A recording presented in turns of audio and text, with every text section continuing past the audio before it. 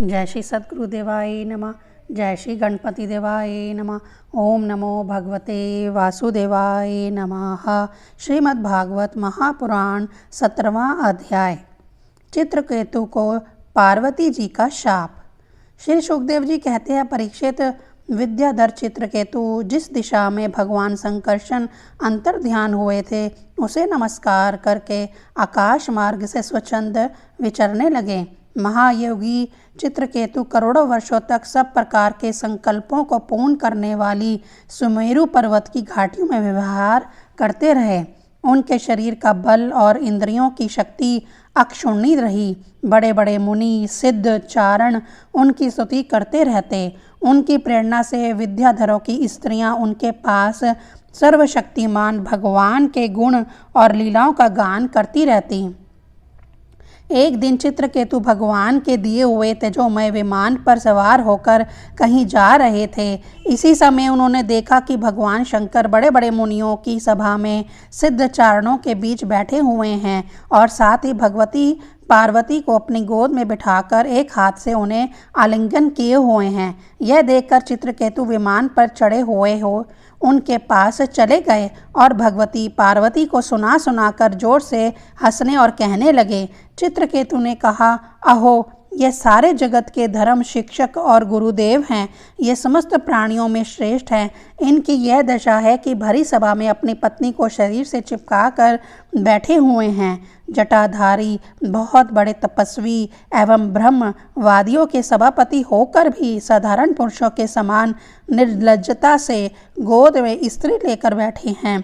प्रायः साधारण पुरुष भी एकांत में ही स्त्रियों के साथ उठते बैठते हैं, परंतु ये इतने बड़े व्रतधारी होकर भी उसे भरी सभा में लिए बैठे हैं। श्री सुखदेव जी कहते हैं, परीक्षित, भगवान शंकर की बुद्धि अगाध है। चित्रकेतु का यह कटाक्ष सुनकर वे हंसने लगे, कुछ भी बोले नहीं। उस सभा में बैठे हुए उनके अनुयायी सदस्य भी चुप रहे। चित्रकेतु को भगवान शंकर का प्रभाव नहीं मालूम था, इसी से वे उनके लिए बहुत कुछ बुरा भला तक कह रहे थे। उन्हें यह बात का घमंड हो गया कि मैं जितेंद्रिय हूँ।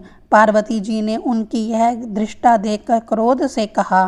पार्वती जी बोली, अहो, हम जैसे दुष्ट और निर्लज्जों का दंड के बल पर शासन एवं तिरस्कार करने वाला प्रभु इस संसार में यही है क्या? जान पड़ता है कि ब्रह्मा जी, भृगु, नारद आदि, उनके पुत्र सनक आदि, परमा ऋषि, कपिल देव और मनु आदि बड़े बड़े महापुरुष धर्म का रहस्य नहीं जानते। तभी तो वे धर्म मर्यादा का उल्लंघन करने वाले भगवान शिव को इस काम से नहीं रोकते। ब्रह्मा आदि समस्त महापुरुष जिनके चरण कमलों का ध्यान करते रहते हैं, उन्हीं मंगलों को मंगल बनाने वाले साक्षात जगत गुरु भगवान का और उनके अनुयायी महात्माओं का इस अधम क्षत्रिय ने तिरस्कार किया है और शासन करने की चेष्टा की है। इसीलिए यह ढीठ सर्वथा दंड का पात्र है। इसे अपने बड़प्पन का घमंड है। यह मूर्ख भगवान श्री हरि के उन चरण कमलों में रहने योग्य नहीं है जिनकी उपासना बड़े बड़े सत्पुरुष किया करते हैं। चित्रकेतु को संबोधन कर, अतः दुर्मति, तुम पापमय असुर योनि में जाओ। ऐसा होने से बेटा तुम फिर कभी किसी महापुरुष का अपराध नहीं कर सकोगे। श्री सुखदेव जी कहते हैं, परीक्षित, जब पार्वती जी ने इस प्रकार चित्रकेतु को शाप दिया तब वह विमान से उतर पड़े और सिर झुकाकर उन्हें प्रसन्न करने लगे। चित्रकेतु ने कहा, माता पार्वती जी, मैं बड़ी प्रसन्नता से अपने दोनों हाथ जोड़कर आपका शाप स्वीकार करता हूँ, क्योंकि देवता लोग मनुष्यों के लिए जो कुछ कह देते हैं वह उनके प्रारब्ध अनुसार मिलने वाली फल की पूर्व सूचना मात्र होती है। देवी, यह जीव अज्ञान से मोहित हो रहा है और इसी कारण इस संसार चक्र में भटकता रहता है तथा सदा सर्वदा सर्वत्र सुख और दुख भोगता रहता है। माता जी, सुख और दुख को देने वाला ना तो अपना आत्मा है और ना कोई दूसरा। जो अज्ञानी है वही अपने को अथवा दूसरे को सुख दुख का कर्ता माना करते हैं। यह जगत सत्व रज आदि गुणों का स्वाभाविक प्रवाह है। इसमें क्या शाप, क्या अनुग्रह, क्या स्वर्ग, क्या नरक और क्या सुख, क्या दुख। एकमात्र परिपूर्णता भगवान ही बिना किसी की सहायता के अपनी आत्म स्वरूपाणी माया के द्वारा समस्त प्राणियों की तथा उनके बंधन, मोक्ष और सुख दुख की रचना करते हैं। माता जी, भगवान श्री हरि सब में सम और माया आदि मल से रहित है। उनका कोई प्रिय अप्रिय, जाति, बंधु, अपना पराया नहीं है। जब उनका सुख में राग ही नहीं है, तब उनमें रागजन्य क्रोध तो हो ही कैसा सकता है। तथापि उनकी माया शक्ति के कार्य पाप और पुण्य ही प्राणियों के सुख दुख, हित अहित, बंधन, मोक्ष, जन्म मृत्यु और आवागमन के कारण बनते हैं। पति प्राणा देवी, मैं शाप से मुक्त होने के लिए आपको प्रसन्न नहीं कर रहा हूँ।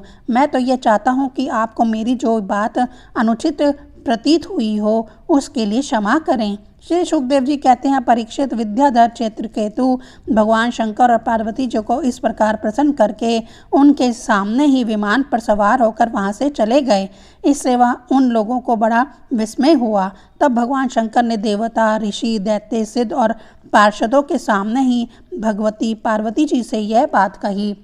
भगवान शंकर ने कहा, सुंदरी, दिव्य लीला विहारी भगवान के निष्प्रह और उदार हृदय दास अनुदासों की महिमा तुमने अपनी आंखों देख ली। जो लोग भगवान के शरणागत होते हैं वह किसी से नहीं डरते, क्योंकि उन्हें स्वर्ग, मोक्ष और नरकों में भी एक ही वस्तु के केवल भगवान के ही समान भाव से दर्शन होते हैं। जीवों को भगवान की लीला से ही देह का संयोग होने के कारण सुख दुख, जन्म मरण, शाप, अनुग्रह आदि द्वंद्व प्राप्त होते हैं। जैसे स्वप्न में भेद भ्रम से सुख दुख आदि का प्रतीति होती है और जागृत अवस्था में भ्रमवश माला में ही सर्प बुद्धि हो जाती है, वैसे ही मनुष्य अज्ञानवश आत्मा में देवता, मनुष्य आदि का भेद तथा गुण दोष आदि की कल्पना कर लेता है। जिनके पास ज्ञान और वैराग्य का बल है और जो भगवान वासुदेव के चरणों में भक्ति भाव रखते हैं, उनके लिए इस जगत में ऐसी कोई भी वस्तु नहीं है जिसे वह है या उपादेय समझकर राग द्वेष करें।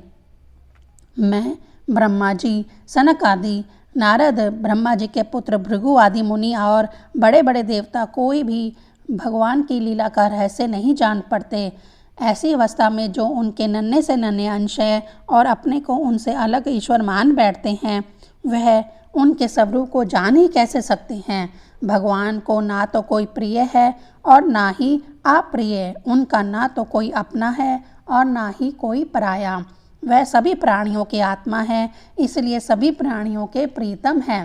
प्रिय, यह परम भाग्यवान चित्रकेतु उन्हीं का प्रिय अनुचर, शांत एवं समदर्शी है और मैं भी भगवान श्री हरि का ही प्रिय हूँ।